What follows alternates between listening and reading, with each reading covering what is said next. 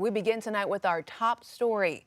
Late today, Governor McMaster issued an executive order halting what he calls unconstitutional race-based spending quotas for state agencies. The governor wants lawmakers to change current laws on the books that guarantees minority-owned businesses are awarded a certain amount of state contracts. Yeah, the governor says that taking this action because of a nationwide ruling from the U.S. Supreme Court that says race can't be used as a factor in awarding state or federal contracts. The governor adding that if changes aren't made to South Carolina laws, then the state could lose federal funding based on an executive order from the president. Because the Trump administration is not going to fund operations, they're not going to require that any longer for federal procurement, and those that continue to use that will not be funded.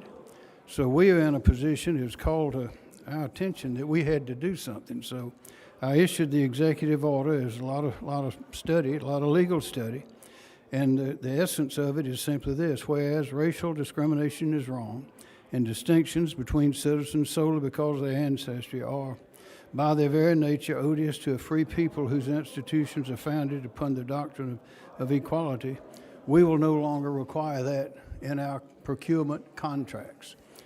The legislative leaders, President Alexander of the Senate and Speaker Merle Smith of the House, are working with us on this, and as soon as possible in January they will be introducing a bill which I'm confident will become law that will take those requirements out of state law.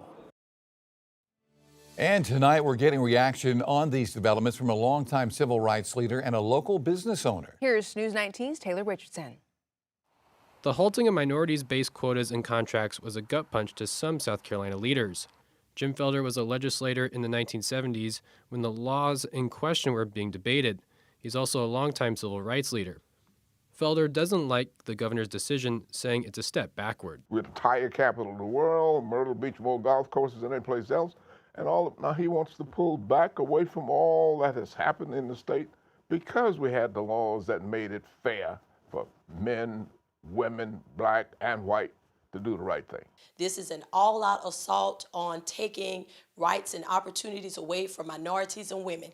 Krista Williams runs Uncle Willie's grocery store in Columbia, and she tells me her business doesn't rely on any government contracts, but the health organizations and local agriculture the business partners with could be impacted.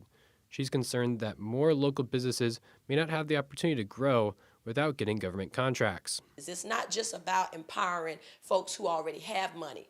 It's about what we can show as a state in terms of the success. We want merit to be based on the fact that we are working to produce viable and successful businesses. In Columbia, I'm Taylor Richardson, News 19 WLTX. All right, Taylor, thank you so much.